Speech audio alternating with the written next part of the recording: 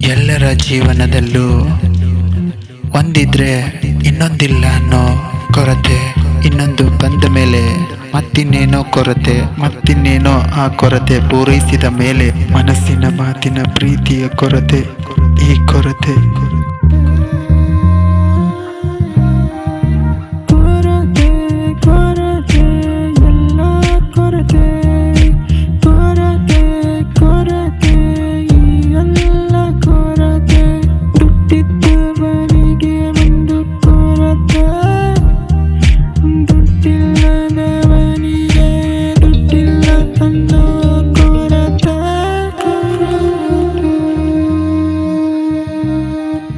ಹಾಸಿಗೆ ಇದ್ದಷ್ಟು ಕಾಲು ಚಾಚುವನ್ನು ಮಾತು ಮರೆತೋಯ್ತು, ಮರೆತೋಯ್ತು.